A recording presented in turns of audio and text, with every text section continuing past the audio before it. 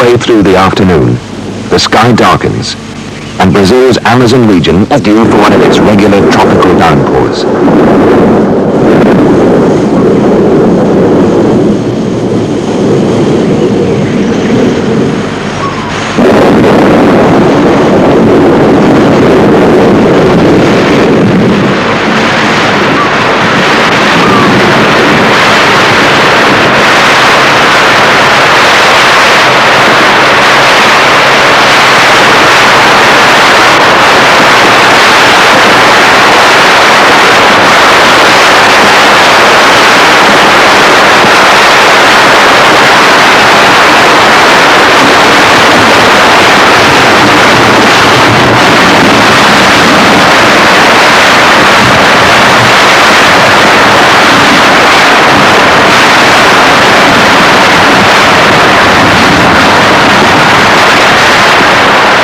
The storms may last no more than half an hour, but within that short time, the land has been drenched with an enormous amount of rainfall.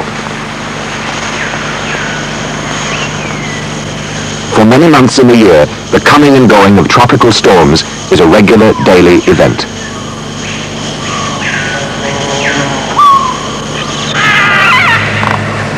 One of the largest areas of natural vegetation left in the world thrives in this hot and humid atmosphere. The tropical rainforest. Nearly half the world's tropical rainforest is in Brazil. It covers 3 million square kilometers of the country. That's over 20 times the size of England.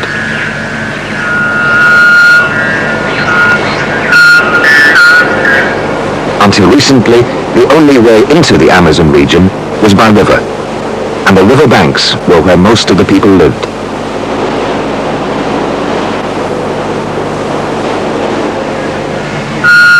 Away from the waterways was just a vast expanse of forest, a carpet of trees apparently untouched by human activity.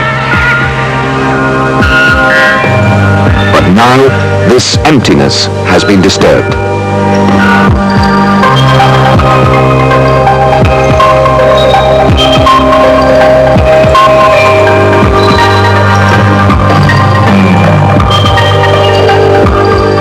About 10 years ago, Brazil launched a massive road building program in the Amazon. It was part of a scheme, almost a dream, to open up the rainforest. It was predicted that 10 million people would come and settle along the new roads, that the roads would be bustling with traffic carrying new industrial and agricultural products.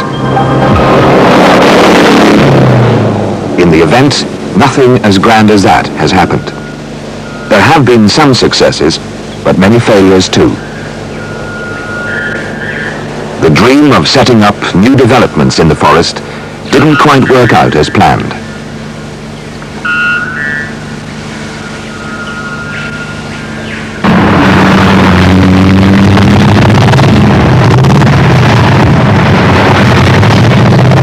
Today, the nearest things to bustling traffic are the roadside stops built 100 kilometers apart along the highways.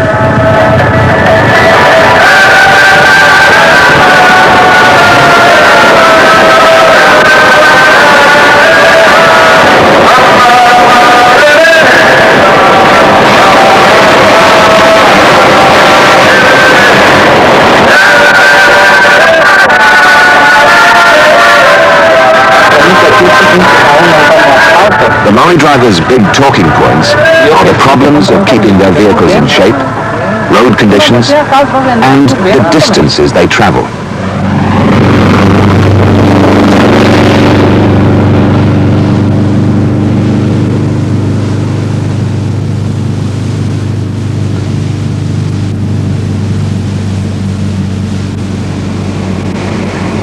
Pedro Ferreira covers about 200,000 kilometers a year and knows well the problems of driving a lorry around the Amazon. Muitos problemas é que a gente atola demais, né? Quando chove é muito penoso. There are many problems here. When it rains a lot, the roads become very dangerous. Vehicles start skidding, and when the mud gets thick, your wheels won't hold the road. Drivers have a lot to put up with.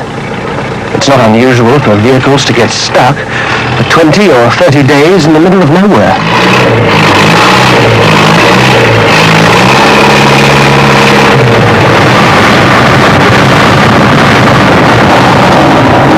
I've been driving in the Amazon for 4 years, and my worst experience was last year, when there was very heavy rain.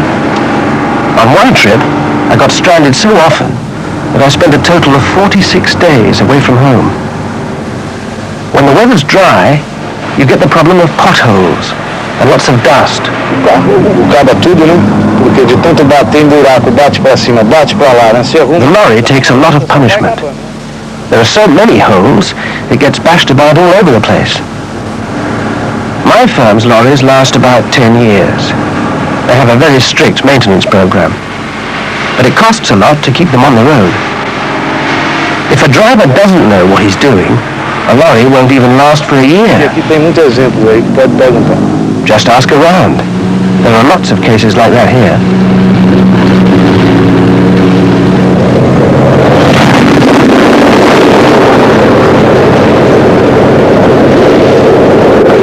As the road pushed deeper into the Amazon, the government started to open up land for agriculture. The idea was to offer peasant farmers a new home and a chance to make a new start in a pioneer area.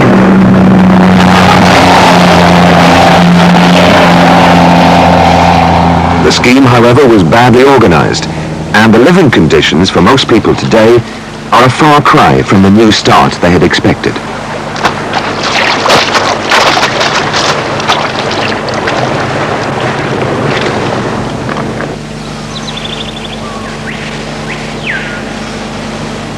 The number of settlers still living by the roadside is only a fraction of what was originally planned. This government house belongs to a couple who came from Rio Grande do Sul in the south of Brazil, 4,000 kilometers away.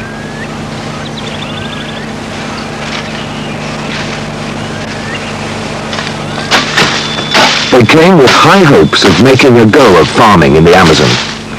When they arrived, they found things to be quite different from what they had expected.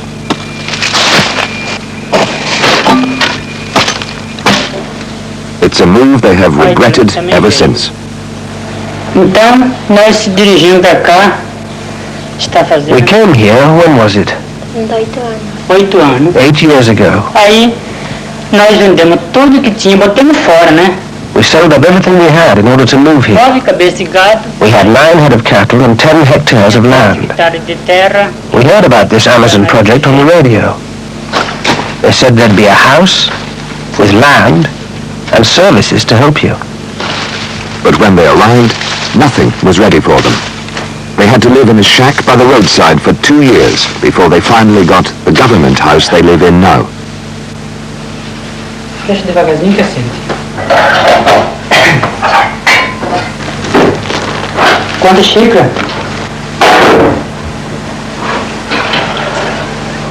What did they find when they first arrived? Mato, só mato. Só mato E essa estrada transamazônica, só. Forest. Just forest. When we came here, there was nothing but forest. That was all. And the Trans-Amazon Road out there. There was no water, and we were thirsty when we arrived. Aí nós After a few hours, we heard the sound of a spring. Thank God we managed to find the water. Achamos água, né? Ai, graças a Deus, conseguimos água, né? Mas nós tínhamos que comprar o alimento. When we needed to buy food, we had to ride on a government lorry to Itaituba, 150 kilometers away. We'd received some government money to buy the food. If it hadn't been for that, I think I myself would have died from hunger. Ainda deu para quebrar um galho, porque se não fosse daquilo, eu mesmo tinha morrido de fome. Tinha morrido de fome. Have they ever had the chance to go back home during the 8 years they've spent in the Amazon? Ainda não. Não tivemos condição de voltar. No, not yet. Faz a pouco, não temos condição. We make so little that we don't have the means to go back home. The land here is so poor that you can't make any money out of it. If you're a big landowner, maybe it's okay. But for small-time farmers, it's no good.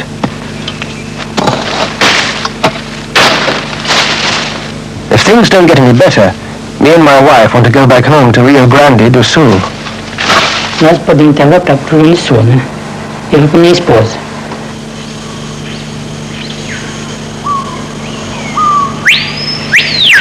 They still can't afford the bus fare home. 2 tickets would cost them £80.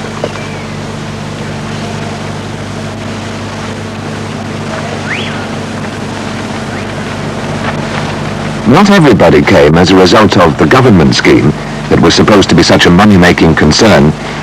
Many came of their own accord, as a way of escaping from the poverty of the Northeast, Brazil's poorest region.